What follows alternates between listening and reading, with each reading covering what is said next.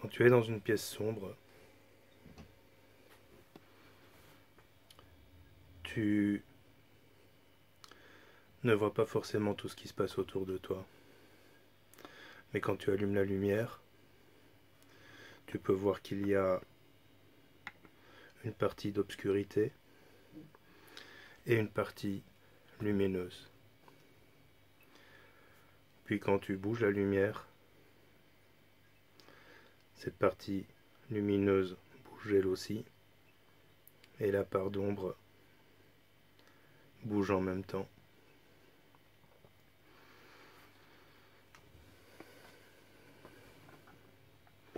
Salut les gens, c'est la Haute-Gaule. On est le lundi 1er juin, il est 8h10 du matin. Quand tu te réfères à la spiritualité New Age, tu vas entendre que la part d'ombre, c'est le mal. C'est tout ce qui est négatif. C'est le diable, c'est Satan. Quand tu te réfères à l'ésotérisme, tu vas entendre que la part d'ombre, tu vas lire que la part d'ombre, c'est en réalité les comportements de l'humain. Je fais cette petite vidéo parce que dans la rubrique Préparez-vous, il est important de préciser que ombre et lumière s'entremêlent. Je l'ai déjà dit dans plusieurs de mes directs. Dans l'univers, le mal n'existe pas. Alors à ça, on m'a répondu oui, mais Hitler, oui, mais Ceausescu, etc. Bien sûr, ce sont des personnes qui ont fait du mal. Mais dans l'univers, le mal n'existe pas. Tu es jugé, entre guillemets, sur tes actes, tu n'es pas jugé sur le bien ou sur le mal que tu as fait.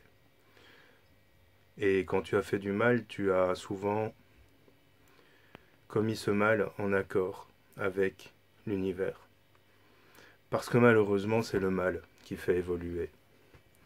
Quand tout va bien, les gens ont tendance à s'enliser dans leur confort. Moi le premier.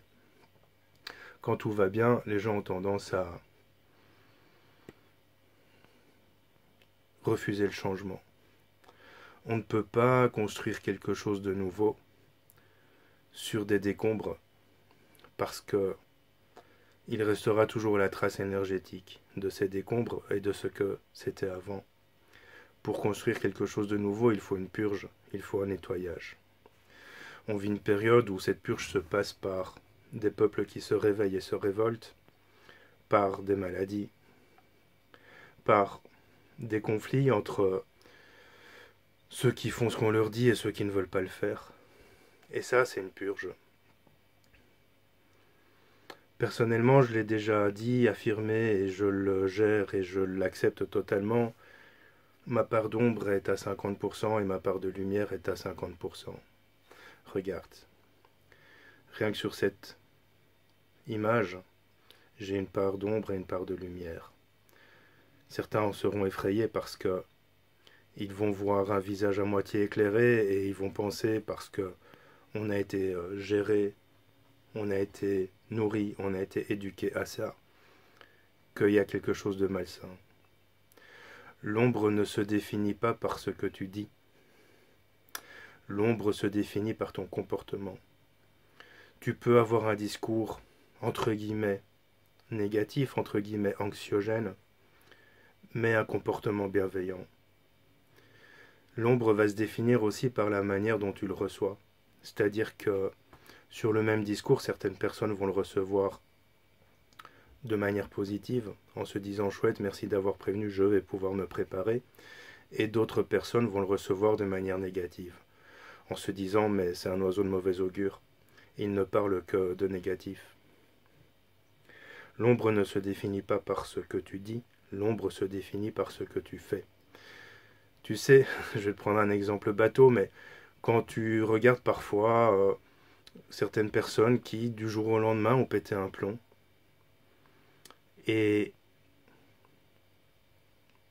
par exemple, ils tuent leurs femmes, leurs enfants, ou ils commettent une tuerie de masse dans un endroit. Les gens qu'on interviewera vont dire oh mais je comprends pas, c'était un homme si gentil, une femme si gentille. On avait toujours des discussions intéressantes. Mais derrière ça, tôt ou tard, l'ombre a pris le dessus. Et le comportement a été négatif. L'ombre ne se définit pas par ce que tu dis, mais par ce que tu fais.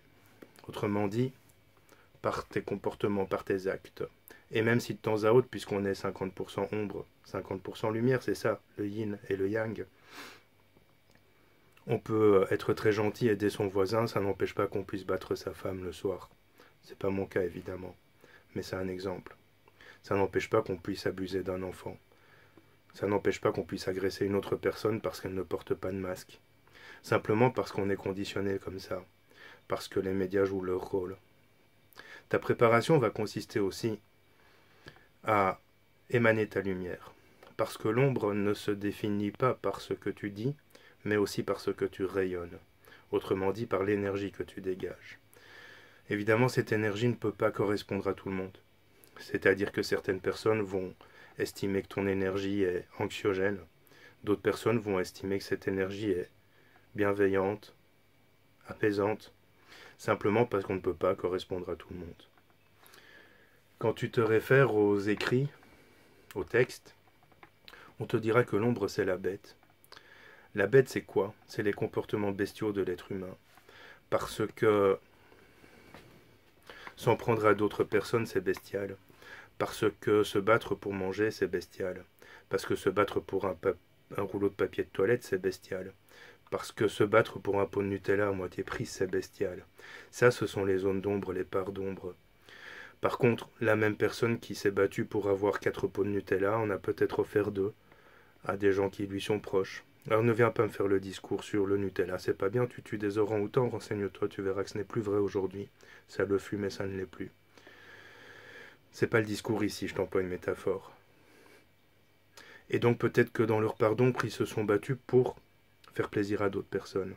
Donc l'ombre a permis d'obtenir 2 pots de Nutella supplémentaires et la lumière va l'amener à une personne qui a peut-être le besoin. Alors je prends le pot de Nutella, c'est le mauvais exemple, mais peut-être que cette personne avait besoin d'offrir ça à quelqu'un d'autre pour exprimer sa part de lumière. L'ombre et la lumière ne vont pas l'un sans l'autre. Parce que quand tu mets de la lumière quelque part, inévitablement, tu as de l'ombre autre part. Et quand tu éclaires cette zone d'ombre, ben, tu crées une autre zone d'ombre autre part. C'est comme ça, c'est inévitable. On est humain, on est sur Terre pour cette raison, pour briller, pour rayonner, mais aussi pour accepter nos parts d'ombre. Parce que on est sur une Terre où l'ego prime, où l'argent prime. Alors ce truc vert que tu vois, c'est un phénomène optique, hein, ce n'est pas un extraterrestre. On est dans un monde où l'argent prime, où l'ego prime. On est dans un monde où il faut, entre guillemets, une part d'ombre pour pouvoir être lumineux. Il faut, entre guillemets, une part d'ombre pour pouvoir... Je vais m'éclairer comme ça, ce sera mieux. Il faut, entre guillemets, une part d'ombre pour pouvoir survivre dans ce monde. Alors certains ne l'ont pas, cette part d'ombre, parce qu'ils ont lutté contre elle. Certains n'ont pas cette part d'ombre parce qu'ils se veulent dans la lumière. Mais tout le monde en a une parce que tout le monde a des peurs, tout le monde a des blessures. Tout le monde, face à certaines situations, aura tendance à réagir de telle ou telle manière, pas toujours positive ou bénéfique. Donc on en a tous, il faut accepter ça. Donc à partir du moment où tu estimes que le discours que je véhicule est anxiogène, c'est parce qu'il y a effectivement des informations anxiogènes. Mais c'est à toi de recevoir cette information comme étant une possibilité d'avancer, une possibilité de te préparer, une possibilité d'évoluer et de faire jaillir ta lumière plutôt que de faire jaillir ton ombre. C'est à toi de gérer cette information comme étant une possibilité, en fait, tout simplement. C'est pas mal comme ça fait reflet divin. Une possibilité simplement d'éclairer ta vie et la vie des autres. Parce que, de mon expérience, tous les gens que j'ai prévenus, depuis longtemps, je ne suis pas un lanceur d'alerte.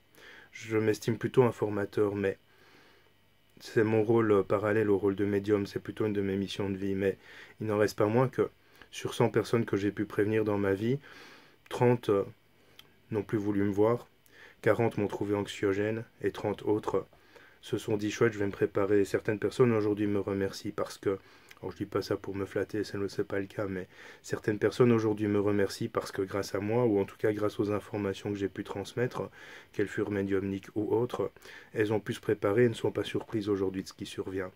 D'autres personnes, parmi celles qui n'ont plus voulu me voir, reviennent à moi. Et puis il y a d'autres qui n'ont pas voulu écouter, c'est comme ça.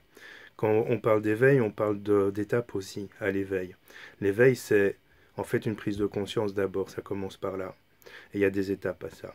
Et cette étape va inévitablement, tôt ou tard, réveiller tes parts d'ombre, parce que tu vas avoir peur, parce que tu ne sauras pas comment gérer ça, parce que tu vas te demander ce qui va te passer, ce qui va se passer, et donc inévitablement, ton ombre va provisoirement prendre le dessus. Provisoirement pour certains, de manière un peu plus fixe et stable pour d'autres, parce que les comportements rebelles, etc., sont des comportements reliés au fait que l'ombre a pris le dessus. Mais à un moment ou à un autre, la lumière jaillira. Alors il n'y a pas de combat bien ou mal, il y a juste un combat entre ce que tu véhicules et ce que tu es. Voilà, je te dis à bientôt.